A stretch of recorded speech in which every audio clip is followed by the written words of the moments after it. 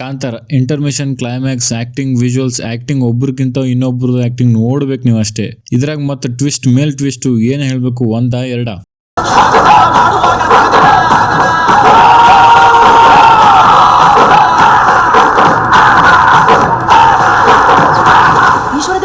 Hi hello ನಮಸ್ಕಾರ. ದಸರಾ ಹಬ್ಬಕ್ಕೆ ಏನ್ ಮೂವಿ ಬಂತು ಗುರು.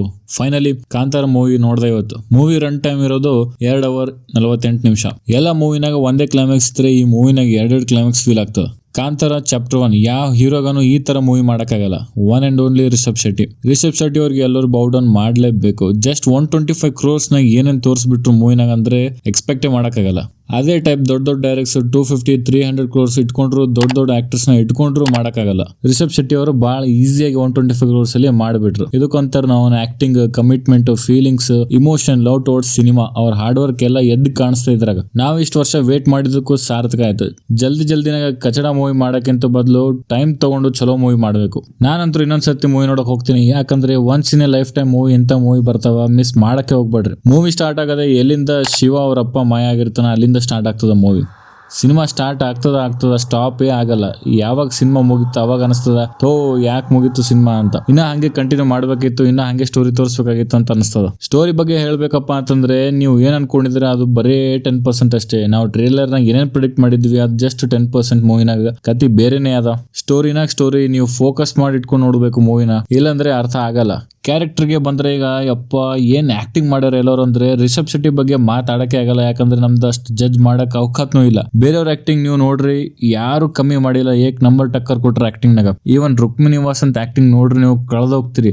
ಒಂದೇ ಹೇಳ್ತೀನಿ, ರುಕ್ಮಿಣಿ ವಾಸಂತ್ ಬಗ್ಗೆ ಬ್ಯೂಟಿ ವಿತ್ ಬ್ರೇನ್ಸ್ ಅಷ್ಟೇ. ಇನ್ನ ಮಿಕ್ಕಿದ್ ನೀವು ಮೂವಿನಾಗೆ ನೋಡ್ಬೇಕು. ಟ್ವಿಸ್ಟ್ ಮೇಲೆ ಟ್ವಿಸ್ಟ್ ಎಕ್ಸ್ಪೆಕ್ಟ್ ಮಾಡಕ್ಕಾಗಲ್ಲ, ಆ ಲೆವೆಲ್ ಟ್ವಿಸ್ಟ್ ಅದ. ಗುಲ್ಶನ್ ದಯ್ಯ ಅವ್ರ ಆಕ್ಟಿಂಗ್ ಬಗ್ಗೆ ಮಾತಾಡ್ಬೇಕಂದ್ರೆ ಯಾವ ರೋಲ್ ಅವ್ರಿಗೆ ಕೊಟ್ಟಾರ ಆ ರೋಲ್ ನ ಅವರು ಜೀವ ತುಂಬ್ಯಾರ. ಸೇಮ್ ಗೋಸ್ ವಿತ್ ಜಯರಾಮ್ ಅವ್ರನು. ಹುಲಿನೂ ಆಕ್ಟಿಂಗ್ ಮಾಡ್ತದ. ರಿಷಬ್ ಅವ್ರು ಹೇಳಿದ್ರು ಒಂದು ಇಂಟರ್ವ್ಯೂನಾಗ ಇಂಪಾರ್ಟೆಂಟ್ ರೋಲ್ ಅದ ಹುಲಿದಂತ. ಎಕ್ಸಾಕ್ಟ್ಲಿ ಹುಲಿದು ಬಹಳ ದೊಡ್ಡ ರೋಲ್ ಅದ.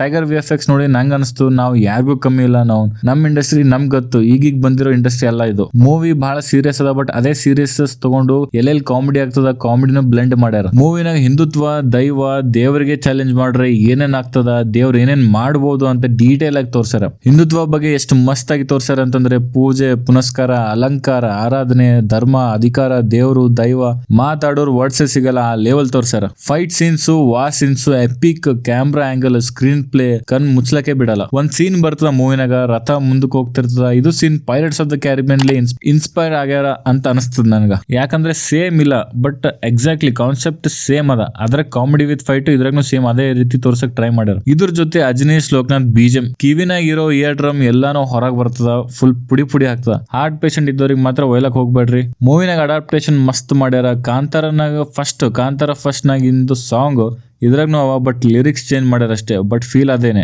ಏನ್ ತ್ರಾಸಪ್ಪ ಅಂತಂದ್ರೆ ಮೂವಿ ಯಾಕೆ ಮುಗಿತು ಅಂತ. ಇನ್ನ ಮೂವಿ ಹಂಗೆ ಓಡ್ತಾ ಇರ್ಲಿ, ಕತೆ ಹಂಗೆ ತೋರ್ಸ್ಲಿ ಇವರು. ಮೂವಿ ಅಲ್ಲಮ್ಮ, ಇದು ಸೆಲೆಬ್ರೇಷನ್ ಅಷ್ಟೇ. ಕಾಂತಾರ ಫಸ್ಟ್ ಪಾರ್ಟ್ ಕ್ಲೈಮ್ಯಾಕ್ಸ್ ನೋಡಿ ಏನ್ ಮೂವಿ ಗುರು ಅಂದೋರಿಗಿದು ಈ ಮೂವಿ ಮೌಂಟ್ ಎವರೆಸ್ಟ್ ಅಪ್ಲೆ ಕಾಣಿಸ್ತದ. ಕ್ಲೈಮ್ಯಾಕ್ಸ್ ಅಂತೂ ಏನ್ ಆಕ್ಟಿಂಗ್ ಯಾರು ಎಕ್ಸ್ಪೆಕ್ಟ್ ಮಾಡಕ್ ಆಗಲ್ಲ, ಆ ಲೆವೆಲ್ಗೆ ಅದ ಕ್ಲೈಮ್ಯಾಕ್ಸ್. ಒಂದೊಂದ್ ರೊಕ್ಕನು ಫುಲ್ ವಸೂಲಿ. ಯಾರು ಮಿಸ್ ಮಾಡ್ಲಾರ್ದಂಗ್ ಮೂವಿ ನೋಡ್ರಿ. ನಿಮ್ ಫ್ಯಾಮಿಲಿಗೆ ಒಯ್ರಿ. ನಮ್ ಕಲ್ಚರ್, ನಮ್ ಮೂವಿಗೆ ಸಪೋರ್ಟ್ ಮಾಡ್ರಿ.